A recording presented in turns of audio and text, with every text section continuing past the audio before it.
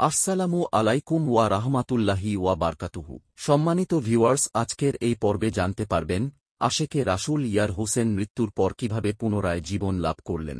আশেকে রাসূল ইয়ার হোসেন, পিতা আশেকে রাসূল খোকন মিয়া, নবীনগর, বিবাড়িয়া। তিনি বলেন, গত 2022 সালের 23শে ডিসেম্বর বিশ্ব আশেকে রাসূল সাল্লাল্লাহু আলাইহি ওয়াসাল্লাম সম্মেলনের 5 দিন আগে থেকেই আমার ঠান্ডা জ্বর ও কাশি চলতেছিল। আমি সম্মেলনে যোগদান করার জন্য আজিজি করি, তাতে সম্মেলনের আগের দিন নিজেকে সুস্থ বোধ করি। সম্মেলনের দিন শুক্রবার সকাল 8টার দিকে দয়াল কুদরতে খোদার নূরের চেহারা মোবারক দর্শন করার সুযোগ হয়। এর কিছুক্ষণ পর হঠাৎ করে পুনরায় আমার ঝাঁকুনি দিয়ে জ্বর আসতে শুরু করল।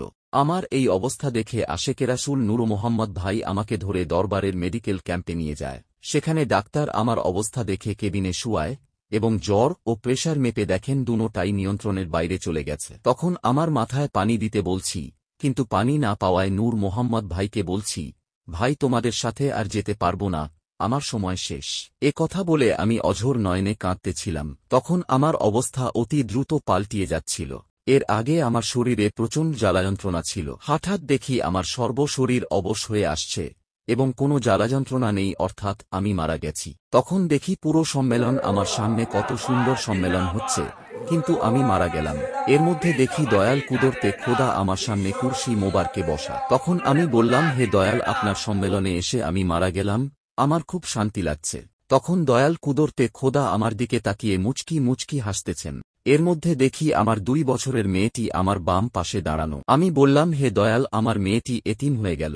এ কথা শুনে দয়াল কুদরত এ খোদা হাসতেছিলেন। তখন আমি আবারও বলি, দয়াল, আমার মেয়েটি তো এতিম হয়ে গেল। তখন তিনি বড় করে একটি মুচকি হাসি দিলেন এবং হাত মোবারক দিয়ে ইশারা দিয়ে বললেন, যা, অর্থাৎ আমার আত্মাকে দেহের ভিতরে যাওয়ার নির্দেশ দিয়ে চলে গেলেন। তখনই আমার দেহে প্রাণ ফিরে আসে এবং পূর্বের ন্যায় শরীরে জ্বালাযন্ত্রণা ও ঝাঁকুনি শুরু হয়ে যায়। তখন ডাক্তারগণ আমাকে অক্সিজেন লাগিয়ে অ্যাম্বুলেন্সে করে ময়মনসিংহ হাসপাতালে পাঠিয়ে দেন। সেখানে ভালো চিকিৎসার ব্যবস্থা না থাকার কারণে আমার সাথী নূর মোহাম্মদ ভাই উত্তরা আর্ক হাসপাতালে নিয়ে এমার্জেন্সিতে ভর্তি করে।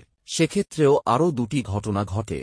ময়মনসিংহ হাসপাতাল থেকে ঢাকার উত্তরা হাসপাতালে একটি প্রাইভেট কার এমন একজন রোগী বহন করে নিতে যেখানে 5,000 টাকা চাবে, সেখানে মাত্র 2,000 টাকা নিয়ে আমাদেরকে আর্ক হাসপাতালে পৌঁছে দেয়। দ্বিতীয়ত, হাসপাতালে পূর্ণ সুস্থ হয়ে উঠতে বিল আসে 13,000 টাকা, কিন্তু আমি বাবে মোর্শেদ জোনের গোলাম হওয়ার কারণে হাসপাতাল কর্তৃপক্ষ আমার কাছে এই ছিল আশেকে রাসূল ইয়ার হোসেন ভাইয়ের একটি চাঞ্চল্যকর ঘটনা। অলি আল্লাহওয়ান মানুষ বটে, কিন্তু তারা আল্লাহর প্রতিনিধি। আসুন আমরা আল্লাহর অলি ইমাম প্রফেসর কুদরতে খোদার কাছে শিক্ষা নিয়ে নিজেকে আলোকিত মানুষ হিসেবে গড়ে তুলি। আমিন, সুম্মা আমিন।